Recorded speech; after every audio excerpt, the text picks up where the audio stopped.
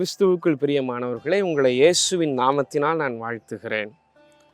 உலக பிரகாரமாக பார்க்கும் பொழுது தொலைக்காட்சிகளிலோ அல்லது யூடியூபிலோ பார்க்கும் பொழுது நிறைய விளம்பரங்களை நாம் பார்க்கிறோம். அநேக விளம்பரங்கள், தொலைக்காட்சிகளில் அநேக விளம்பரங்களை பார்க்கிறோம். எந்த பொருளுக்கும் விளம்பரங்கள் உண்டு. ஒருவேளை நல்ல விளம்பரம் செய்யப்படும் பொருள் அதிகமாய் விற்கப்படும். நல்ல விளம்பரம் செய்யப்படும் மனிதர்கள் அதிகமான உயர்வுகளை அடைவார்கள். இதுதான் உலகத்தின் காரியம். விளம்பரங்கள் ரொம்ப அத்தியாவசியமாய் மாறிவிட்டது. எந்த பொருளை விற்க வேண்டும் என்றாலும் அதற்கு விளம்பரங்கள் தேவை. ஒரு உயர்வுக்கு விளம்பரம் தேவை.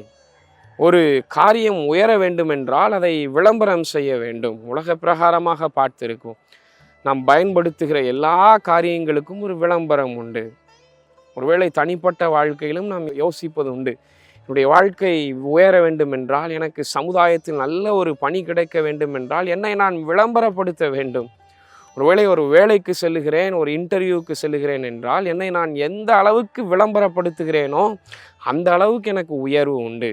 ஆனால் ஆவிக்குரிய வாழ்க்கையில் என் ஆண்டவருடைய பார்வையில் நான் உயர்த்தப்பட வேண்டும் என்றால், என் ஆண்டவராகிய கர்த்தர் என்னை உயர்த்த வேண்டும் என்றால் விளம்பரங்கள் அவசியமில்லை, மாறாக விசுவாசம் அவசியம். அதைத்தான் வேதம் சொல்லுகிறது. ஆபிரகாமை குறித்து வேதம் சொல்லும் பொழுது, ஆபிரகாம் ஆண்டவரை விசுவாசித்தார், ஆண்டவர் அதை நீதியாக எண்ணினாராம்.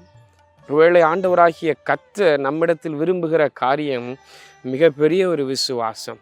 இன்றைக்கும் இந்த விசுவாசத்தை வளர்த்து கொள்வோம். எந்த காரியத்தை செய்தாலும் அதில் ஆண்டவருடைய கிரியை இருக்கும், ஆண்டவருடைய மகிமை இருக்கும் என்று விசுவாசிப்போம். வேதம் சொல்லுகிறது, கடுகளவு விசுவாசம் உங்களுக்குள் இருந்தாலும் நீங்கள் இந்த மலையை பார்த்து பெயர்ந்து நடு சமுத்திரத்தில் போய் என்று சொன்னால் அது அப்படியே ஆகும். அப்படித்தான் வேதம் சொல்லுகிறது. கடுகளவு விசுவாசம்.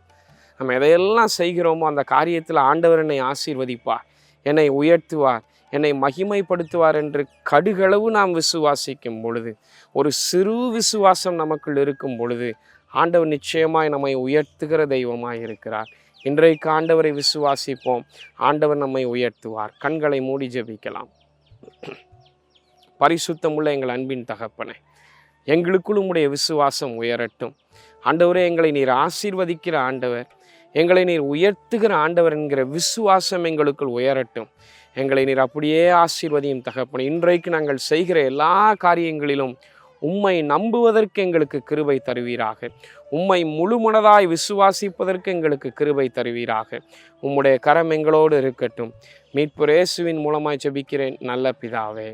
ஆமேன், ஆமேன்.